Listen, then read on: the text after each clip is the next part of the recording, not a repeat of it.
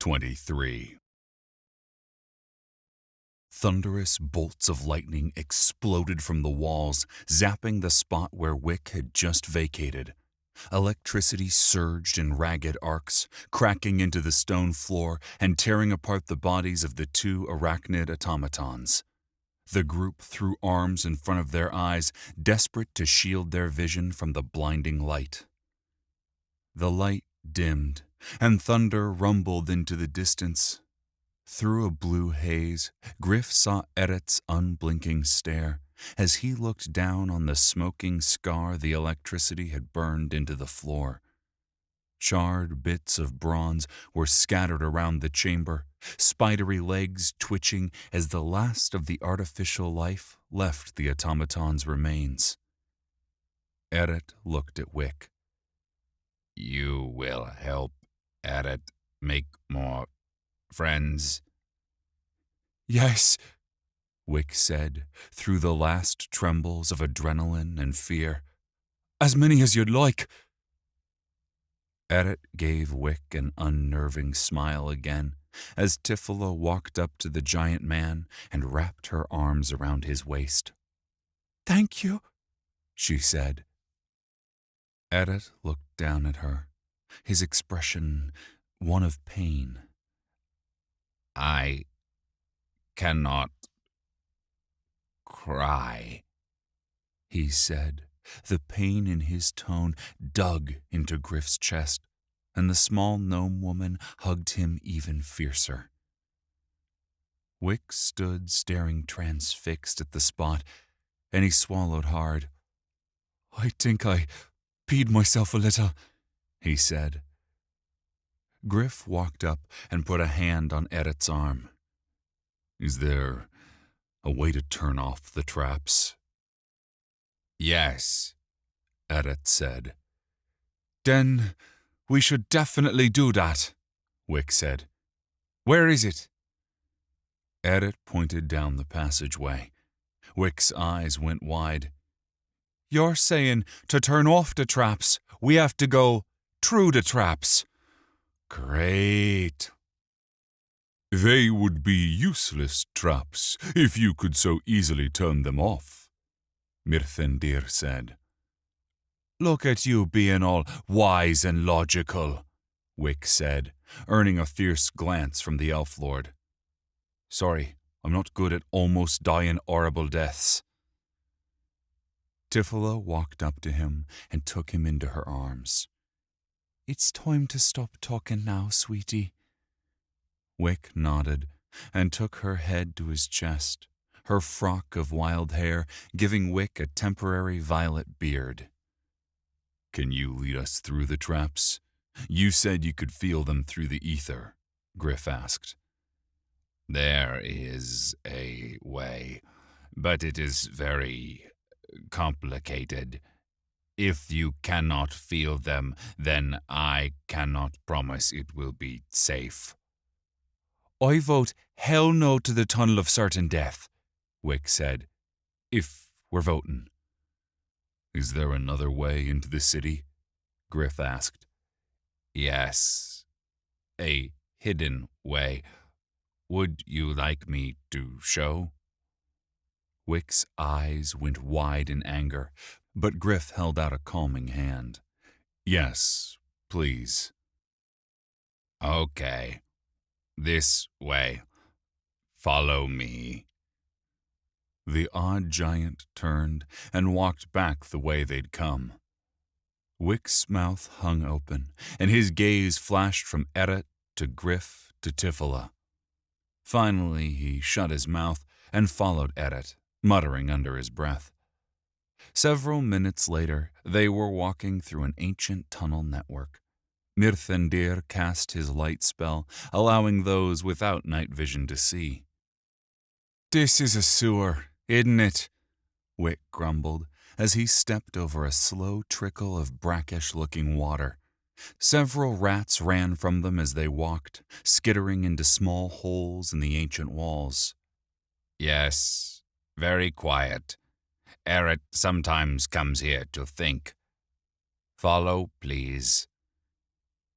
Eret walked down the tunnel, stooping so his head didn't smack the sewer's muck-covered ceiling. "Your very own meditation abattoir," Wick grumbled, earning him a smack from Tifala. "Hey, be nice. I nearly died back there." "Keep whining, and maybe you'll die down here," Overham said in a tone that may or may not have been in jest. The Zaidai pushed past the gnome and followed Eret. Wick scowled at the adjudicator's back.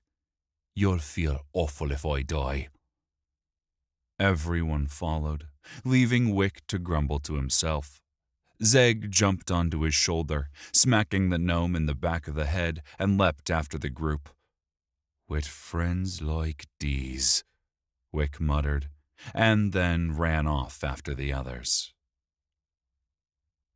Eret had led them through a dozen tunnels, and soon Gryph felt lost. The feeling did not sit well with him. If he wanted us dead, he could have easily managed it. Gryph walked up to the odd man, who wasn't a man, and fell in step next to him. They walked in silence for several minutes, descending at an even grade deeper into the mountain. "Tell me about yourself, Eret," Gryph said, drawing the tall man's eyes to his. "What would you like to know?" Eret said, surprised and happy to be asked. "How old are you?" "I was the last of the Warborn to be forged in the Crucible 6,720 years ago." "You're almost 7,000 years old?" Wick said in astonishment. "That's nothing compared to Zeg. Zeg is much more older." Wick waved at the imp to stay quiet and returned his attention to Eret. "It's true," Zeg said, with scowls for Wick and then Eret. "Warborn?" Gryph asked, ignoring both gnome and imp. "You are El Edrine. Wick is gnome. Eret is Warborn. Warborn were forged by my father to be the ultimate weapon against the Dark Ascendancy. My brothers are powerful warriors, born of ether and thought." "Your brothers?" Overham asked, a twinge of concern in his tone. "There are more like you." "Not like Eret. Eret is wrong. Brothers are not wrong. Not like Eret." "Well, that's clear as mud," the gnome mumbled. "Where are they?" Gryph asked. "They slumber. Only Eret stays awake. Eret is wrong. Eret cannot sleep." Shock pushed into Gryph. He hasn't slept ever? Trying to comprehend that idea was staggering. How could a sentient mind exist without downtime? Even his Eladrin's soul reverie, which took the place of sleep for his people, allowed him to decompress. Gryph knew the horror of sleep deprivation all too well, and his maximum had been just a few days. Overham slipped up beside Gryph and spoke in a low voice. "These Warborn must be the weapon Barandiel is after." Gryph nodded as panic built inside him. "Eret, how many Warborn are there?" "Many. Many thousands." "Can we wake them up?" "Yes," Eret said, and went silent, clearly failing to understand the basics of conversational mechanics.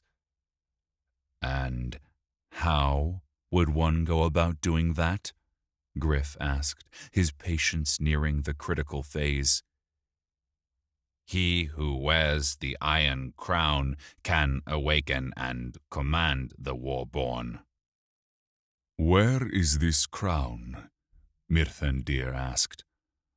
On the brow of the last stone king. His skull is in the nexus, Eret said, and continued walking.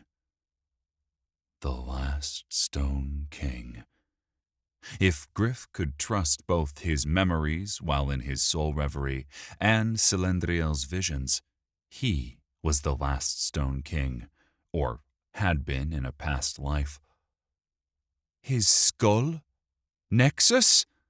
Wick grumbled, nervously fingering the ring of binding fellowship.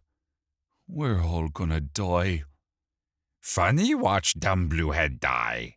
Zeg can visit in Bixrithgal during Cruciata. We'll bring blood wine and watch scream.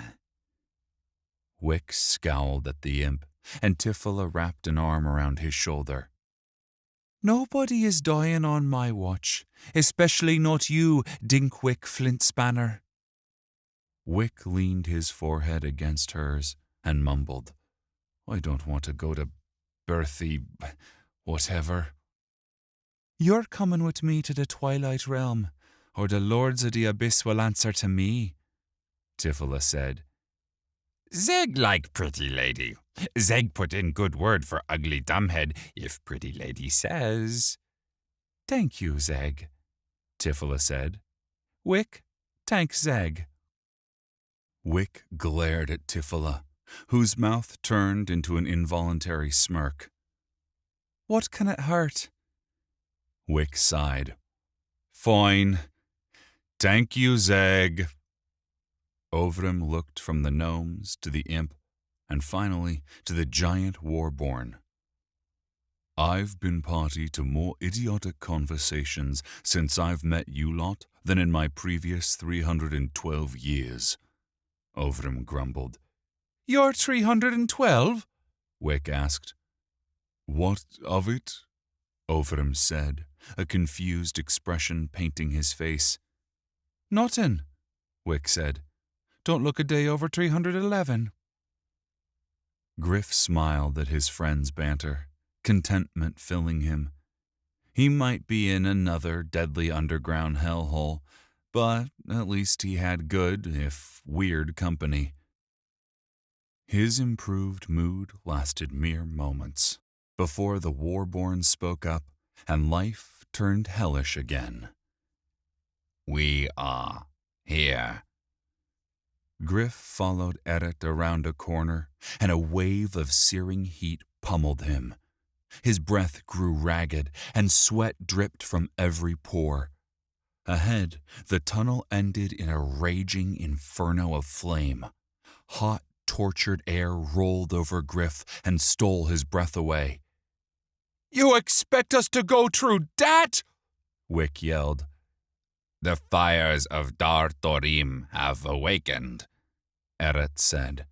Gryph shielded his face from the heat and walked to the end of the tunnel and looked down upon the circular room. Half a dozen other tunnels ended at the room, making it look like the spokes of a giant wheel. Several of the tunnels had moving belts of iron that dumped broken bits of metal, wood, and stone into the heart of the furnace. Anything that came in contact with the flames was consumed, flaring the heat and flames higher. Smoke drifted upwards and through a hole in the ceiling to disappear into the darkness. Ovrim stepped up beside him and grimaced down into the seething cauldron. What manner of machine is this? It's disposing of the city's waste, Gryph realized. I've seen something similar back home. You are correct, Gryph of Earth, Eret said. The fires have lain quiet since the city sunk into the mountain. They are no longer slumbering. You think? Wick said, shielding his face as the flames surged upwards with explosive force and then died down. Why are they not slumbering? Those that are wrong must have awakened them. What in the abyss do we do now? Wick asked. Eret held his arm steady and pointed through the dying flames at another sewer tunnel that lay opposite their current position. We need to go there. The tunnel disappeared behind another fireball. Wick sputtered, but said nothing. No, Dinkwick Flintspanner, there is no other way, the war-born giant said. My father told me I would burn for my sins. I always thought he was being metaphorical. Is there any way to turn it off? Gryph asked. Eret nodded and turned to a small hatch on the wall. Rust and grime had welded the panel shut. Eret dug his meaty fingers into a corner that had been bent by some long-ago impact. After a moment, he wrenched the entire door from the wall, exposing a small alcove that contained a large lever. The rust-crusted lever didn't look in any better shape than the door that shielded it. Eret grabbed the handle with both hands and pulled downward. The metal screeched but did not move. Gryph lent a hand, and the lever moved bare millimeters. Gryph grunted as he struggled, but no sound came from Eret. The Warborn's muscles thrummed with power, but the effort seemed no more strenuous to Eret than opening a well-oiled door would have been for Gryph. The lever did not move for several moments. Then rust flaked from the handle, and Gryph pulled harder. It moved an inch, and the flames dimmed. The two men redoubled their efforts, and then, with a loud bang, the handle snapped, and both men toppled to the ground. Eret got to his feet, but Gryph used Ovrim's proffered hand to get back up. The heat built, and the bursts of flame increased their frequency. What had been an inferno was now a pit of hell. I don't think that worked, Wick said. No shit, Sherlock, Gryph grumbled. The explosions of flame soared to the top of the chamber, charring the walls soot black.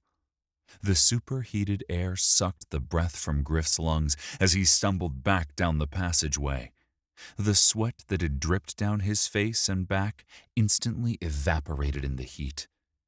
He reached the bend in the tunnel and collapsed into the relative coolness.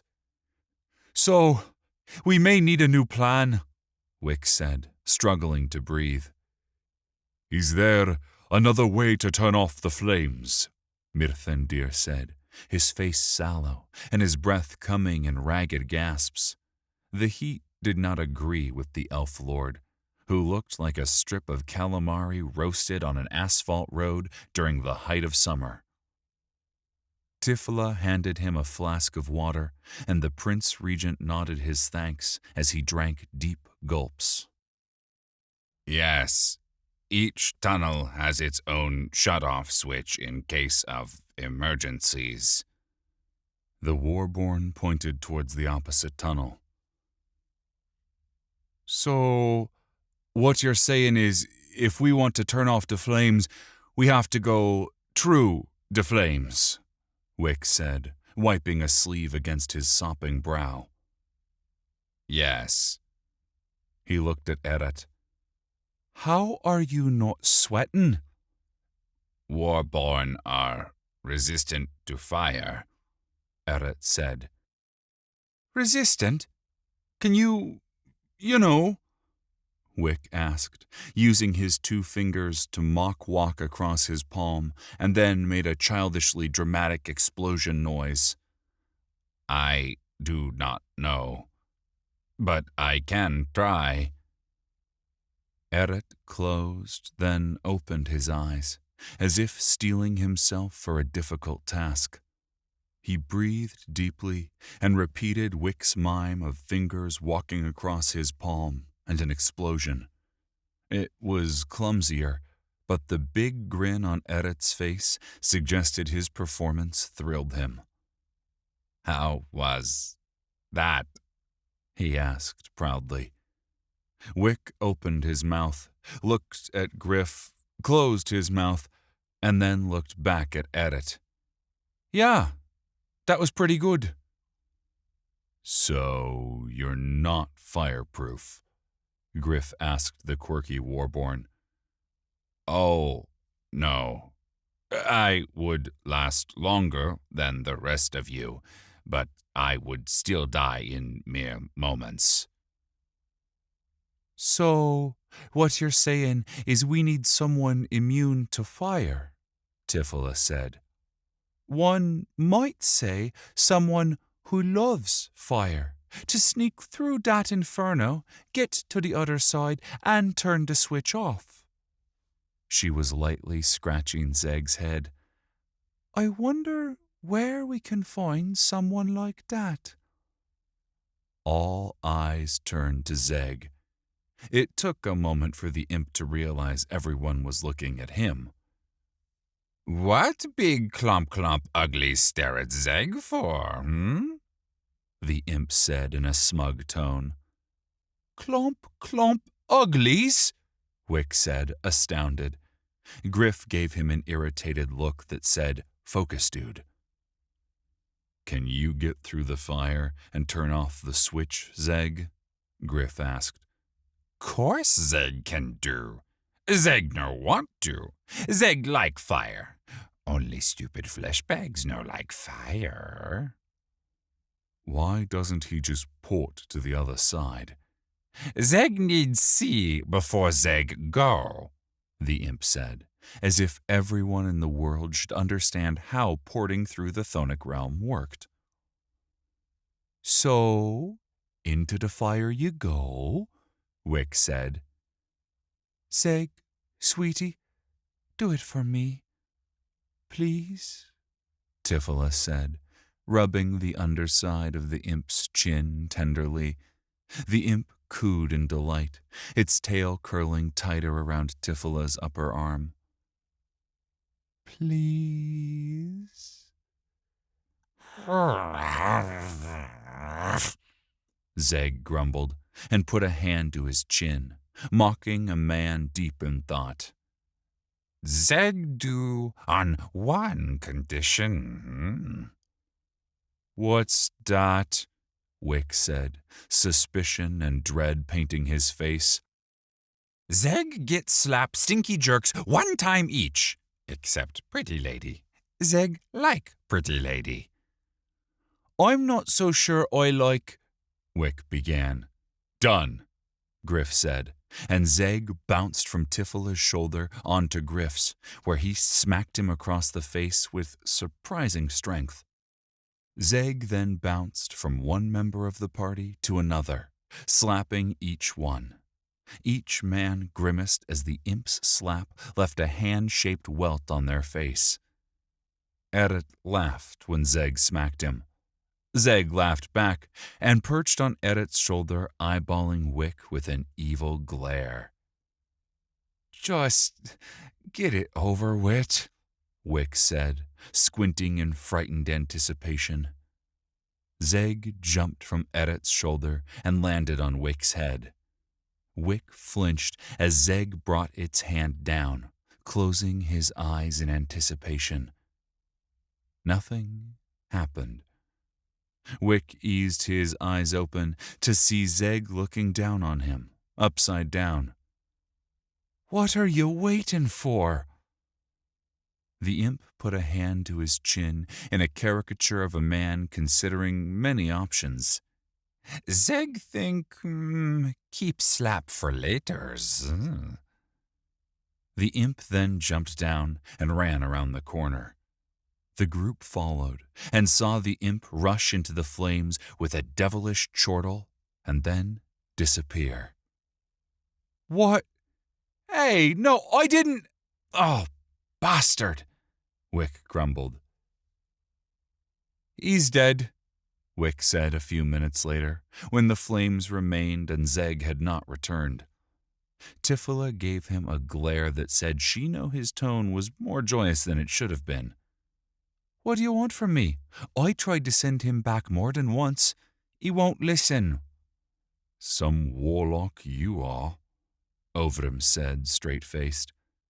Wick stared at the Zidai, who was trying valiantly to keep a straight face and failing miserably. A smirk grew on his face, and his yellow eyes glinted. A snicker escaped from Gryph, earning a glare from Wick so icy the player almost felt a bit cooler. Tifila stifled the giggle with her hand, but the ever-regal Mirthandir simply lost it, as deep chortles of laughter erupted from inside him. As the companions laughed, Eret's gaze moved from one to the next, head cocked like a confused puppy. After a moment, a low, barking noise came from deep within the Warborn's chest. Everyone stared at the massive figure in shock, before their laughter became less controlled than a spring storm in tornado country. "Laugh it up, jerks," Wick muttered, and sat against the wall, arms crossed in defiance. This just caused the laughter to grow louder, and then, a moment later, the raging inferno vanished, leaving an abrupt hole where sound, heat, and light had long lived. Everyone stopped laughing, except for Eret, whose laughter echoed throughout the massive furnace dome like a cackling demon. Then an actual demon, seething with fire and brimstone, came sprinting towards them.